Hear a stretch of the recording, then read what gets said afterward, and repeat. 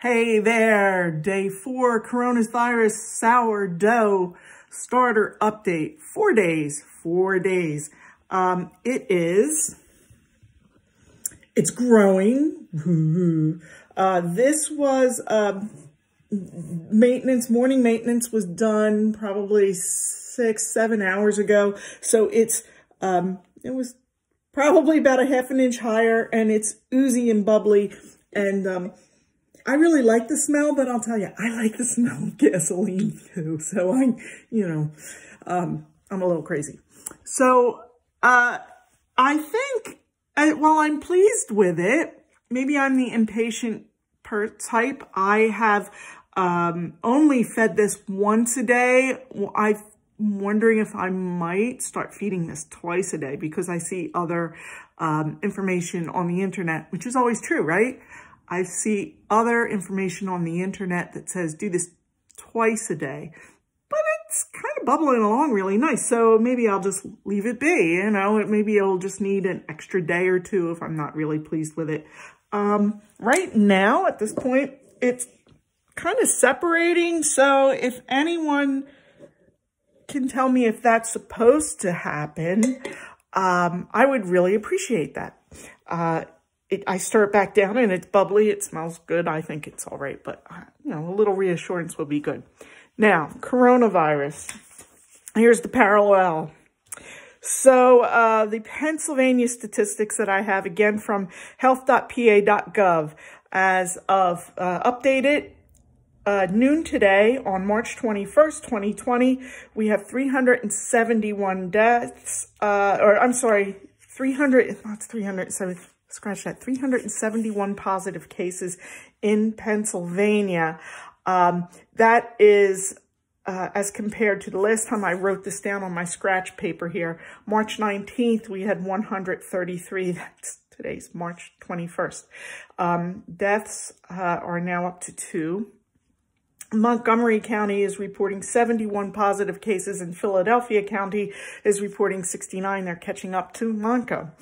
On the CDC website, which says that it's updated daily at noon, but has a line that says it was last updated on March 20th, which is yesterday, way more than when it should have been updated 4 hours ago today. Maybe it's because it's Saturday? I don't know. Their numbers show, as of noon, March 20th, 15,219 positive cases in the United States with 201 deaths. I can refer back to the statistics that they had for March 18th, when there were some 7,000 cases. So we are just really bubbling along with that too, and it makes me sad. One thing I did want to talk about is that on that run I made yesterday to deliver masks, when I went past more than a few grocery stores and saw those parking lots just jammed full, knowing that it's just impossible to keep your social distance in that situation, I thought what I should do is maybe pull out some of the wisdom and share with you things that I learned from my grandmother, who should be the patron saint of practical housekeeping. She taught me a lot. And she also gave me these baggy eyes. That's DNA. So here is my refrigerator. It is actually it's smaller than the average American refrigerator because it's counter depth. Okay. There's only 2 of us living in the house. My husband has gone back to work because the governor in the state of Pennsylvania says that accounting is an essential thing, but that's a whole different issue. So I want to show you what you see. This is the usual situation in my refrigerator. In fact, this is quite full. I could probably get by with a dorm refrigerator. This is meant to last for a while. You can see 4 dozen eggs. I just got an extra 2 dozen the other day.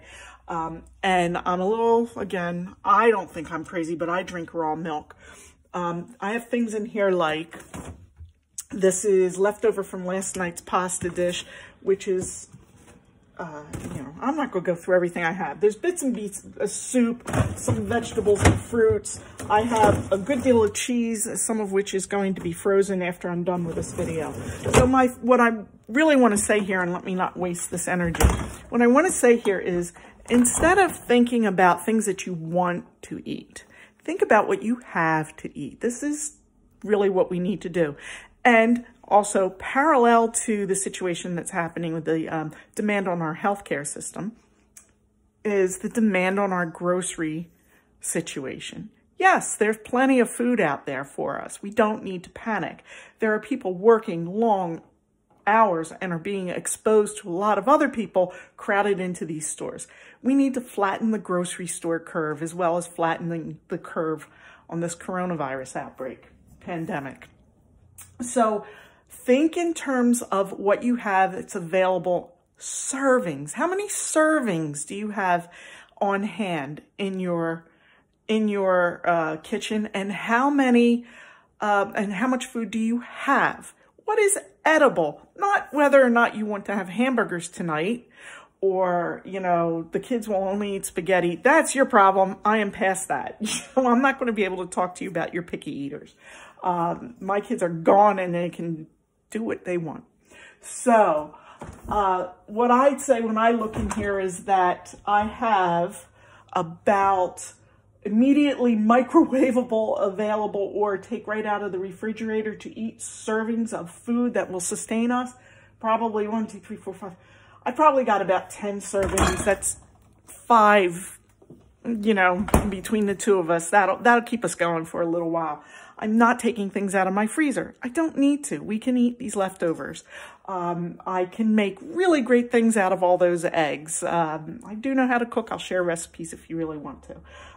There's the cabinets in my kitchen, which is a mess right now because I'm using it to sew and to cook and everything.